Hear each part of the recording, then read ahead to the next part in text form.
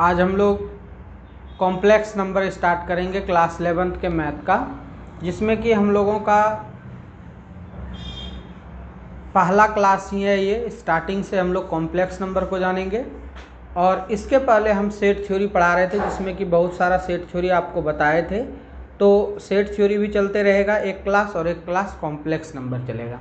आइए हम लोग कॉम्प्लेक्स नंबर को समझते हैं।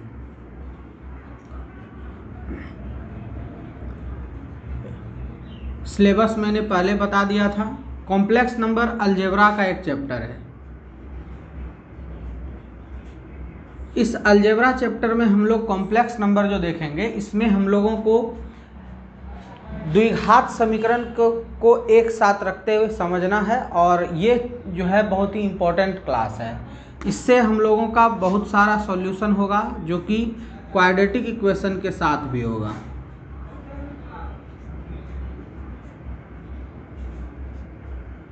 चलिए हम लोग कॉम्प्लेक्स नंबर सबसे पहले कहते किसको हैं, इसको हम लोग जान जाते हैं। देखिए कॉम्प्लेक्स नंबर क्या है ना, कि एक मिक्स है रियल नंबर का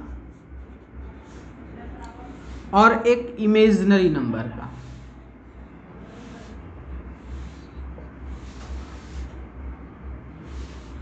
रियल नंबर मतलब आप जानते ही हैं कि वास्तविक संख्या होती है, और इमेजिनरी का होता है मतलब कि काल्पनिक संख्या। तो वास्तविक तो आप लोगों ने एक 9th क्लास में अच्छे से समझ लिया था कि जितनी भी संख्याएं हम लोग लिखते हैं, चाहे वह आपका रूट में 2 हो, ये भी वास्तविक संख्या है क्योंकि इसका वैल्यू निकल जाएगा। 1 है तो ये भी आपका वास्तविक संख्या है। 1/2 है तो ये भी वास्तविक संख्या है। 3.14732 ये भी आपका वास्तविक संख्या है। 3.333333 ये भी वास्तविक संख्या है। मतलब कि चाहे वह सम हो, विषम हो, यानी प्राकृतिक हो, ये सारी संख्याएं रियल नंबर के अंतर्गत होती है। लेकिन हमको इसमें विशेष करके पढ़ना क्या है, वो है इमेजिनरी नंबर। तो आइए हम लोग सबसे पहले इमेजिनरी नंबर कहते किसको हैं और वो उसका फॉर्म कैसा होता है, वो चीज़ को जानते हैं।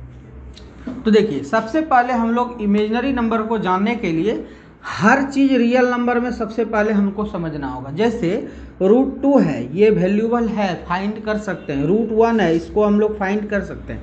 लेकिन एक ऐसी बातें आ जाए जैसे -1 है, ये भी फाइंडेबल है। -1/2 है, ये भी फाइंडेबल है। -√2 ले लें, ये भी फाइंडेबल है। लेकिन रूट जैसे ही हम दिए और इसके अंदर माइनस रहे और कोई भी वैल्यू रहे, जैसे कि 1 रहे, तो यहाँ पर जो बातें हैं, ये वाला बात जो हम लोग फाइंड नहीं कर पाएंगे। यानी कि यही जो आपका है -1, ये होता है काल्पनिक संख्या। तो ये उत्पन्न कब होता है, उस चीज़ को समझते हैं। ये हम लोगों का जनरेट कैसे होता है, यानी कि सॉल्यूशन क्या है इसका। ये भी हो सकता है, ये भी हो सकता है, ये भी हो सकता है। मतलब कि रूट के अंदर माइनस तब कोई वैल्यू, इट इज कॉल्ड काल्पनिक यानी इमेजिनरी नंबर। ये चीज़ तो पहले कंप्लीट कर लीजिए। अब बात आती है कि ये चीज़ निकलती कहाँ से है, ये चीज़ का सॉल्यूशन कहाँ होता है। तो सॉल्यूशन होता है, जैसे हम आपको बताएं अभी कि आपके पास एक संख्या है, कहेंगे कि x² - 4 = 0, find out the value of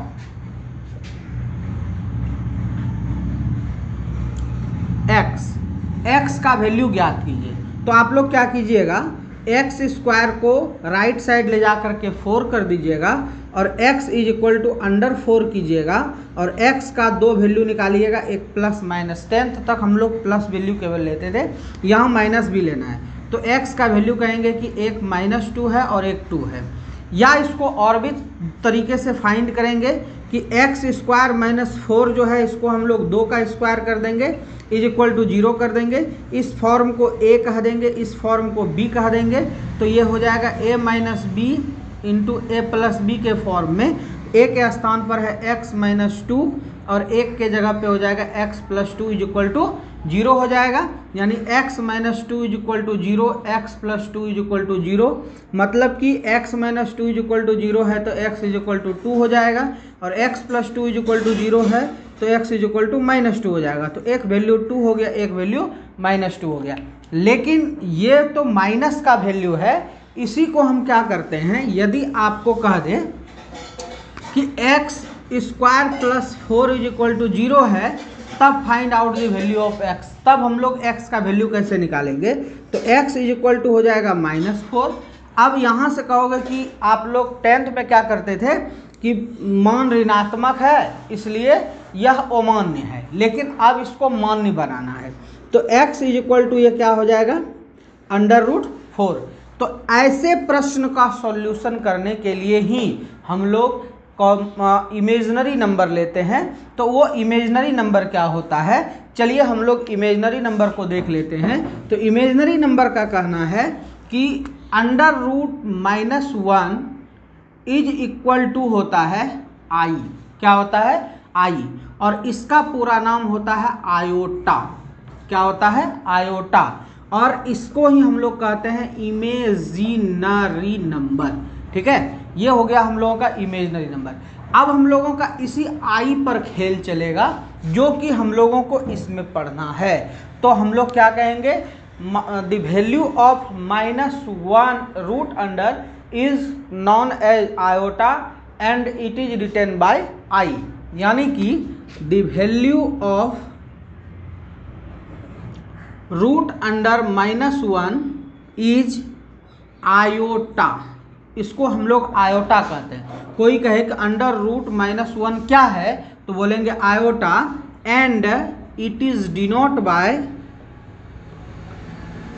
इसको हम लोग डिनोटेड जो करते हैं वो आई से करते हैं, स्मॉल आई से। ठीक है, ये हो गया।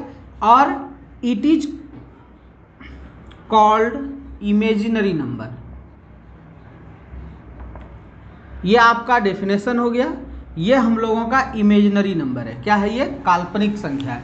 अब हम लोग इसका जो काल्पनिक संख्या है, तो अब यहाँ पर एक बात आ जाएगी कि i का वैल्यू कितना हो गया। अब इससे हम लोग क्या कर सकते हैं, आई स्क्वायर कह देगा, तो आई स्क्वायर को हम लोग क्या लिखेंगे, आई गुना आई लिखेंगे, मतलब कि √1 गुना √1। तो ये 2 बार है, तो 2 बार को अंदर डालिएगा, -1 गुना -1।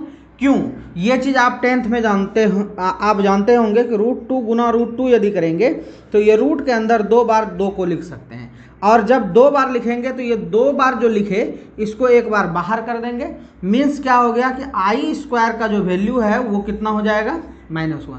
2 वैल्यू आपको यहाँ से सीखने के लिए मिल गया। एक तो आप कंठस्थ कर लोगे कि i इज इक्वल टू होता है रूट में -1, लेकिन आई स्क्वायर का वैल्यू होता है -1। चलिए अब हम लोग आगे बढ़ते हैं। फिर इसमें अब कहेगा कि find out the value of I cube, तो आई क्यूब को कैसे करेंगे, आई गुना आई।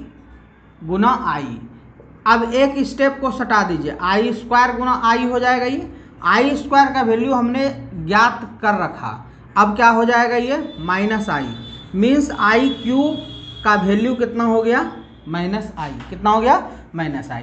अब चलिए i4 का वैल्यू हम लोग कर लेते हैं। ठीक है, i4 निकालते हैं। एक चीज का वैल्यू क्लियर हो गया, i का जो वैल्यू है वो रूट में -1 होगा, आई स्क्वायर का वैल्यू मैंने फाइंड किया -1 हो गया, आई क्यूब का वैल्यू हो गया -i हो गया। अब i4 ले लेते हैं, तो i4 लेंगे तो क्या हो जाएगा, ध्यान से देखिए। अब i को आई स्क्वायर गुना आई स्क्वायर कर सकते हैं, स्टेप को कम करते गए। आई स्क्वायर का वैल्यू है -1 -1, 2 बार जब माइनस होता है तो वो प्लस हो जाएगा, मीन्स i4 का वैल्यू कितना हो गया, 1 हो गया। कितना हो गया, 1।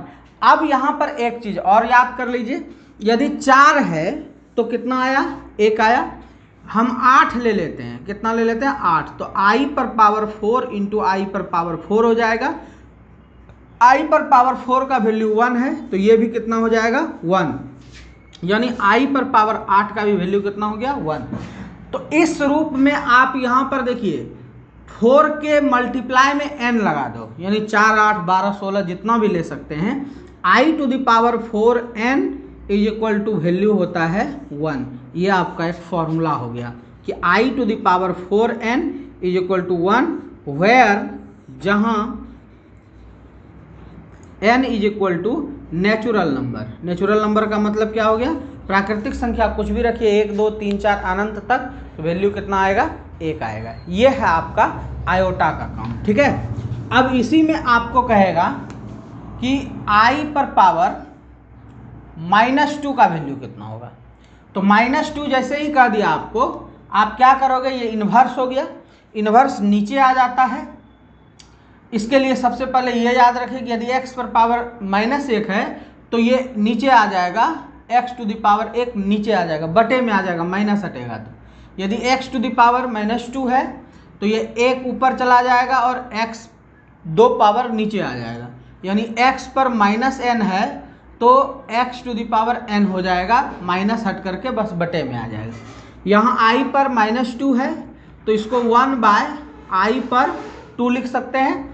अब i पर 2 लिखे तो i पर 2 का मतलब कितना है आपको यहाँ पता है, 1/-1 है ना। अब आप क्या कीजिएगा? इसको -1 से मल्टीप्लाई कीजिएगा, क्योंकि नीचे में माइनस है इसलिए इसको मल्टीप्लाई किया, तो ऊपर में 1 हो गया, नीचे 1, यानी इसका वैल्यू कितना हो गया? -1, ठीक है। ये हो गया i² का। इसी तरह से i पर पावर 4 का यदि हम निगेटिव वैल्यू लेते हैं तो ये 1/i पर पावर 4 हो जाएगा, और 1/i पर पावर 4 का वैल्यू 1 है, मतलब कि यदि माइनस भी है तो इसका वैल्यू कितना हो जाएगा? -4, ठीक है। तो ये हो जाएगा 1। इस तरह से हम लोग ये 4n का देख लिए। अब मान लीजिए कि हम लोग इसमें कुछ और कर देते हैं, ज़्यादा डिजिट रहेगा। जैसे कहेगा कि i टू द पावर 202 का वैल्यू ज्ञात कीजिए, ठीक है। Find out the value of इतना। तो क्या करेंगे? इसको 4 से पहले डिवाइड करेंगे, ठीक है। तो 4 से डिवाइड करेंगे तो i4 यहाँ लिख दीजिए और इस जगह गुना का सिंबल लगा दीजिए, और 4 से इसको डिवाइड कीजिए, 4 पंचे 20, आई नहीं लगेगा तो 0, 50 चौके 200, 200 उड़ गया। अब i टू द पावर 2 बचा रहा, क्योंकि 202 है और पावर में जुटता है। अब ये 4 के साथ जितना मल्टीप्लाई रहेगा उसका वैल्यू 1 ही होगा, उसके बाद होगा i²। तो 1 गुना i² का जो वैल्यू है वो कितना है? -1। तो कितना हो जाएगा वैल्यू? -1। तो इस तरह से आपको बड़ा डिजिट भी रहेगा तो आप इजीली तरीके से निकाल सकते हैं। तो ये हो गया काल्पनिक संख्या, ठीक है। किसी को इसमें कोई दिक्कत नहीं। अब हम लोग इसी में से कुछ और ऐड करते हैं। जैसे मान लीजिए कि एडिशन हम लोग करते हैं, ADDITION, एडिशन, ठीक है। फिर उसका सब्ट्रैक्शन भी देखेंगे। जैसे मान लीजिए कि 3i दे दिए, ठीक है, और +6i दे दिए, फिर +i दे दिए, तो ये i जो है ये कांस्टेंट रह जाएगा, बाकी सब ऐड हो जाएगा। 6, 3, 9, 1, 10i, इसका वैल्यू कितना हो गया? 10i। इसी में यदि हम लोग सब्ट्रैक्ट कर देते हैं 3i तो ये हो जाएगा 0, और यदि इसमें हम लोग कर देते हैं 1i कम तो ये हो जाएगा 2i, ठीक है। i का वैल्यू आपको पता है कितना है, ये होता है, ठीक है। ऐसे ध्यान रखना है इसको कि ये इसका मान होता है। अब चलिए हम लोग आगे इसमें और चीज़ जानते हैं, मल्टीप्लिकेशन रहेगा। जैसे देखिए 3i × 3i पर पावर 4 रहेगा, तो क्या कीजिएगा? 3 को तो 9 कर दीजिएगा, i पर पावर 4 का वैल्यू 1 होता है, बचा हुआ i है तो इसका मान आ गया 9i। कितना आ गया? 9i, ठीक है। तो ये हो गया एडिशन, सब्सट्रैक्शन, मल्टीप्लिकेशन। अब मान लीजिए कि डिवीजन आपको कहीं मिल गया, जैसे 3i पर पावर q है और यहाँ पे 2i पर पावर 2 है, तो क्या करोगे? यानी कि 3/2 को साइड कर दीजिए, i3 ये पावर ऊपर जाके घट जाएगा, 3/2 i पर पावर 1 यानी कि 3/2i ये हो जाएगा। अब ये हो गया आपका एक पार्ट। तो ये जो i के साथ जो पार्ट होता है उसको हम लोग कहते हैं इमेजिनरी पार्ट, इमेजिनरी पार्ट, काल्पनिक भाग। इसी में एक संख्या को हम लोग इधर जोड़ देंगे ए को, यानी 1 2 3 4 5 कुछ भी जिसमें आई नहीं लगा है, यानी कि रियल पार्ट इसमें जुटा हुआ है। तो रियल पार्ट यानी कि आपका वास्तविक भाग, इस दोनों को एक साथ रखिएगा तो यही कहलाता है हम लोगों का कॉम्प्लेक्स नंबर। तो समझ में आ गया कि कॉम्प्लेक्स नंबर कहाँ से जनरेट होता है। यानी कॉम्प्लेक्स नंबर जनरेट होता है रियल पार्ट और इमेजिनरी पार्ट को एक साथ मिलाया जाए, चाहे वो एडिशन में, सब्सट्रैक्शन में, मल्टीप्लिकेशन में और डिवीजन में, आई केवल खत्म नहीं होना चाहिए, ठीक है। तो उसको हम लोग कॉम्प्लेक्स नंबर कहते हैं। तो कॉम्प्लेक्स नंबर का क्या हो जाएगा definition? The mixer of, mixer मतलब मिलन, of two part,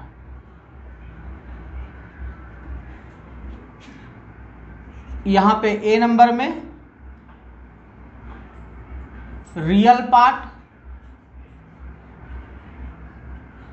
and B में इमेजिनरी पार्ट।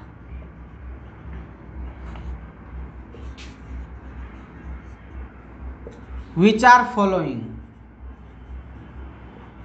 जो कि निम्नलिखित है। क्या करेंगे? ए ले लेंगे हम लोग रियल पार्ट को, इसमें हम लोग ऐड सब्ट्रैक्ट कुछ भी कर सकते हैं, कोई दिक्कत नहीं है। और दूसरा ले लेते हैं बी आई। क्या ले लेते हैं? बी आई।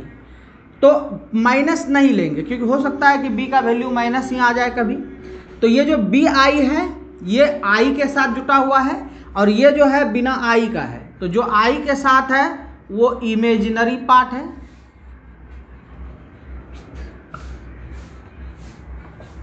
और ये जो है आपका रियल पार्ट है। और इसको जो डिनोट किया जाता है, it is denoted by Z. इसको जेड से सूचित करते हैं। तो जेड बराबर हो गया ए प्लस बी आई, ये दोनों मिल करके ये हो गया complex number.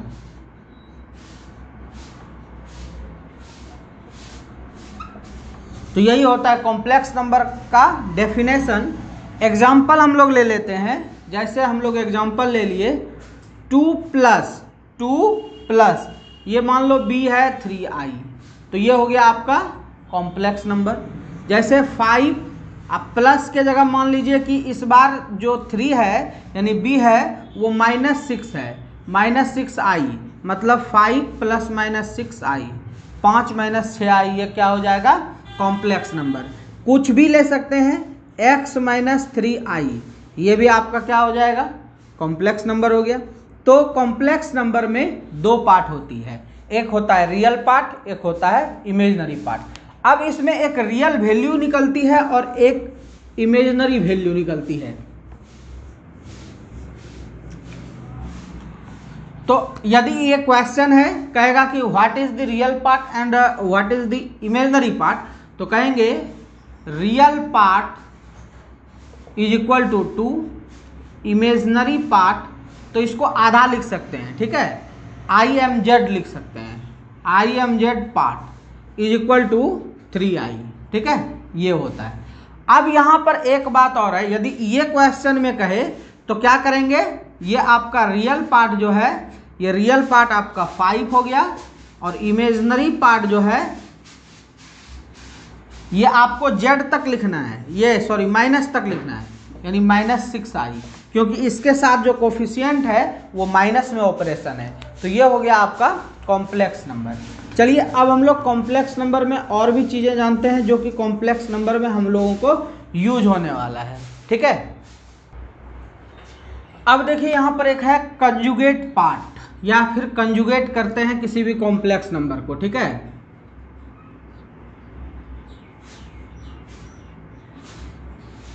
Conjugate of complex number. तो कंजुगेट क्या होता है, ध्यान से देखिए। जैसे if Z is equal to A plus B I is a complex number. ये एक कॉम्प्लेक्स नंबर हमको दी हुई है, तो इसका कंजुगेट करेंगे, देन कंजुगेट ऑफ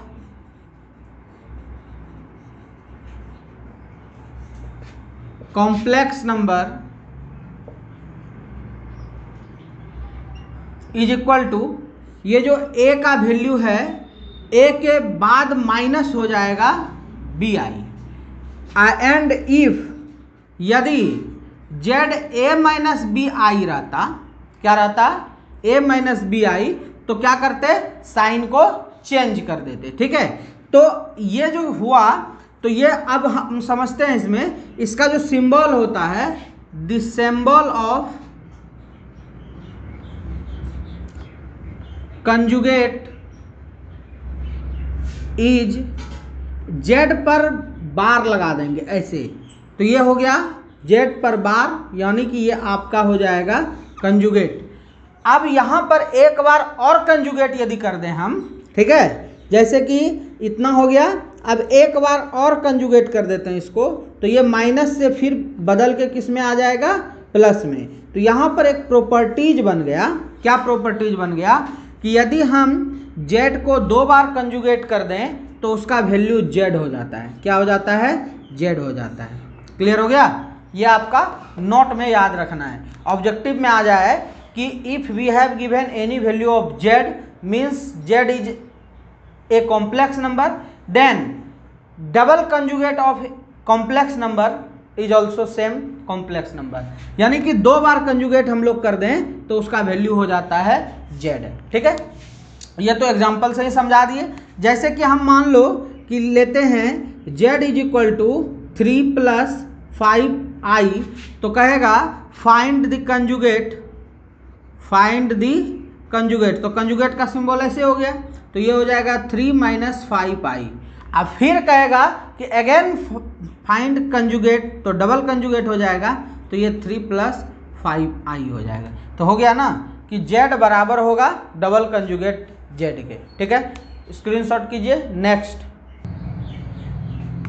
अब मान लीजिए कि हमारे पास z1 एक कॉम्प्लेक्स नंबर है और z2 एक और कॉम्प्लेक्स नंबर है। अब दोनों को हम कंजुगेट करना चाहते हैं, तो इसका वैल्यू क्या होगा, ठीक है, इसको हम लोग फाइंड करते हैं, फिर एक फॉर्मूला जनरेट हो जाएगा।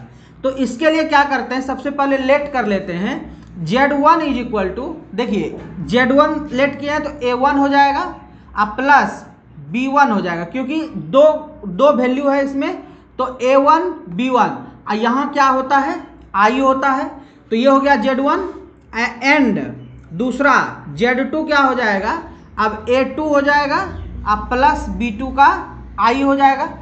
अब इसको जब जोड़ते हैं तो क्या होता है कि इमेजिनरी पार्ट इमेजिनरी के साथ जुड़ता है और रियल पार्ट रियल के साथ जुड़ता है, तो इसका कंजुगेट करना है, तो z1 अब प्लस z2 का दोनों पे कंजुगेट लगाना है। तो सबसे पहले इसको ऐड कीजिए, ऐड क्या कीजिएगा, a1 हो जाएगा प्लस b1 का i यानी इमेजिनरी पार्ट, फिर प्लस करेंगे a2 को, फिर प्लस करेंगे b2 का इमेजिनरी पार्ट। अब यहाँ पर a1 और a2 क्या है, रियल पार्ट है, तो इसको एक जगह रख देंगे a1 a2, अब फिर यहाँ पर प्लस करेंगे b1 i plus b2 i। अब ये पार्ट को अलग कर चुके हैं, यहाँ पर हो जाएगा b1 प्लस b2 को एक जगह रख दीजिए और i को कॉमन ले लीजिए, तो इसको हम i को इधर भी ले सकते थे, लेकिन i लास्ट में लिखा था इसलिए i को इधर बाहर किए। अब ये क्या हो गया, ध्यान से देखिए, ये a1 प्लस a2 हो गया, लेकिन अब ये तो हम लोगों ने ऐड किया किसको, z1 और z2 को, लेकिन अब यहाँ पर हम लोगों को कह रहा है कि z1 और z2 का क्या प्राप्त करना है, ये आपका ये वाला जो पार्ट हो गया, अब इसका करना है z1 प्लस z2 का ये कंजुगेट निकालना है। तो कंजुगेट क्या होता है, ये रियल पार्ट हो गया, रियल पार्ट में कोई छेड़छाड़ नहीं होती है, रियल पार्ट के जस्ट बाद वाला जो सिंबल होता है वो चेंज हो जाता है। जैसे z रहता था a प्लस बी आई, तो कंजुगेट निकालते थे तो a माइनस बी आई हो जाता था, लेकिन यहाँ पर दो को रियल वैल्यू है तो दोनों को ऐड कर दिए। अब पता नहीं है कि a1 और a2 को जोड़ने पे क्या होगा। मान लीजिए कि a1 3 रहेगा, a2 5 रहेगा, तो दोनों को बाद में जोड़ देंगे जब क्वेश्चन रहेगा, तो वैसे यहाँ रख दिए। अब इसके बाद वाला जो सिंबल है ये वाला, ये क्या हो जाएगा, माइनस हो जाएगा। तो जैसे ही माइनस हो गया, अब यहाँ वाला जो सिंबल है वो सेम रहेगा, क्योंकि ब्रैकेट ले चुके हैं, ब्रैकेट ले चुके हैं। वैसे यदि ब्रैकेट नहीं लगाते तो ये भी माइनस होता, लेकिन माइनस फिर कॉमन लेते तो फिर यहाँ अंदर का चिन्ह प्लस हो जाता। तो ये हो गया आपका z1 प्लस z2 का कंजुगेट हो गया। तो ये तो हुआ लेफ्ट, इधर का कंजुगेट हम निकाल लिए, लेकिन इसको हम लोग कैसे लिख सकते हैं प्लस में, तो आइए उसको भी हम बताते हैं। जैसे मान लीजिए राइट साइड हम जो निकालना चाह रहे हैं वो देखिए इधर हम बनाते हैं। z1 का वैल्यू है, आज z1 का ये वैल्यू है, तो z1 का क्या कीजिए आप कंजुगेट निकाल लीजिए। कंजुगेट क्या हो जाएगा, a1 माइनस b1 का i। z2 का कंजुगेट कीजिए, z2 का कंजुगेट हो जाएगा a2 माइनस b2 का i, ये हो जाएगा। अब इस दोनों को ऐड कीजिए तो यही बनेगा ना, तो इस दोनों को ऐड कर लेते हैं अलग अलग। z1 प्लस z2 का कंजुगेट, इसका देखिए राइट साइड का वैल्यू कितना आएगा, a1 a2 को एक साथ जोड़िए, a1 प्लस a2 हो जाएगा। फिर ये माइनस वाला है माइनस, फिर यहाँ पे हो जाएगा b1 का i और माइनस b2 का i। अब क्या करेंगे, माइनस को कॉमन ले लेंगे यहाँ से, a1 plus a2 minus common लिए, b1 प्लस b2 का i हो जाएगा। तो यहाँ पर देखिए ये वाला पार्ट, ये वाला है, ये वाला पार्ट, ये वाला है। कहने का मतलब जो रिजल्टेंट आया z1 प्लस z2 का हम लोग क्या निकालते हैं, कंजुगेट इज इक्वल होता है z1 का कंजुगेट प्लस z2 का कंजुगेट। ये आपका फॉर्मूला बन गया। यानी कि एग्जाम में यदि आए कि आपका z1 प्लस z2 का कंजुगेट इज इक्वल टू कितना होता है, तो बोलेंगे z1 का कंजुगेट प्लस z2 का कंजुगेट अलग अलग। तो ये आपका एक थ्योरी कह सकते हैं, वीवीआई है, आप सिद्ध भी इसको कर सकते हैं या फिर इसको फॉर्मूला में यूज कर सकते हैं। चलिए नेक्स्ट। अब मान लीजिए कि हमारे पास कोई z है और इसका हम लोग क्या करते हैं कि z1 को कंजुगेट है मल्टीप्लाई करते हैं z2 कंजुगेट के साथ में, ठीक है। तो वैल्यू क्या आएगा, क्वेश्चन है, आंसर है, सेम है, इसी में जो कह सकते हैं। वैसे होता है इसका z1 conjugate into z2 conjugate, लेकिन प्रूफ आ जाए तो कैसे करेंगे, या फिर find the value of z1 z2 का कंजुगेट आ जाए तो कैसे करेंगे। इसको करने के लिए z1 का वैल्यू आपको पता है क्या होता है, a1 प्लस b1 i होता है, इंटू गुना कर देंगे इसको किसके साथ, तो ये हो जाएगा आपका a2 प्लस b2 i, ये हो जाएगा।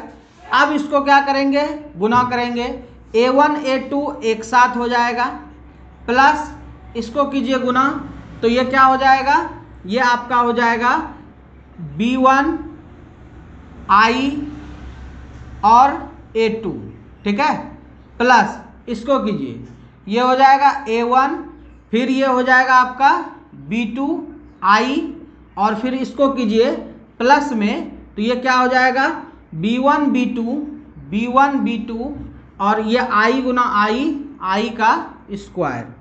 अब ये हो गया आपका a1 into a2 plus b1 a2 को एक साथ रख लीजिए ताकि i साइड हो जाए, और a1 b2 i, यहाँ देखिए क्या हो जाएगा, i स्क्वायर का वैल्यू होता है -1, तो ये माइनस हो जाएगा b1 इंटू b2।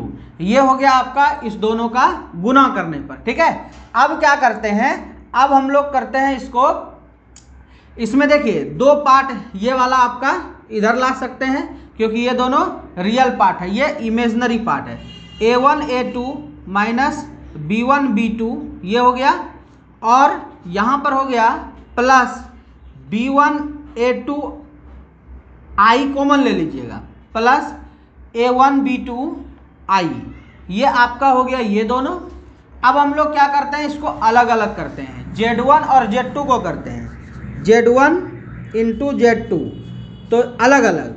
तो Z1 का मोड क्या हो जाएगा, यानी कंजुगेट A1 और फिर प्लस के जगह माइनस B1 और I, ये हो जाएगा आपका Z1।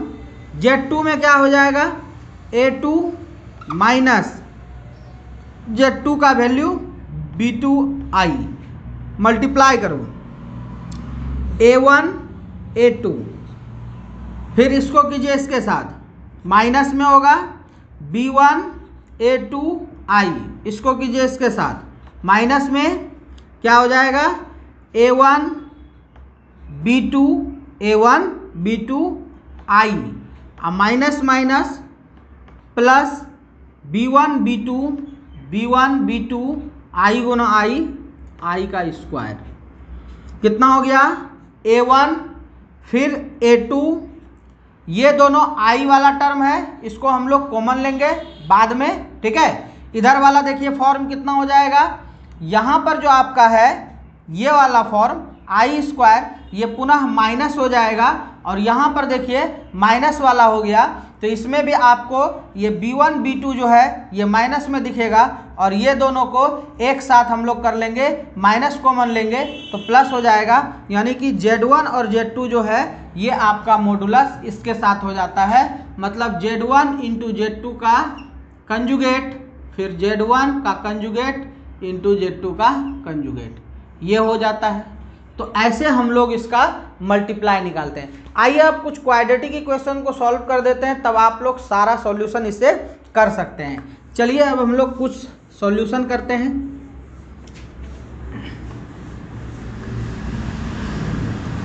आपको ऐसा द्विघात समीकरण लेना है जिसका कि वैल्यू ना निकल पाए, रूट के बाद जा करके, यानी कि रूट में माइनस वैल्यू आ जाए, वैसा सॉल्यूशन आपको निकाल के दिखाएंगे।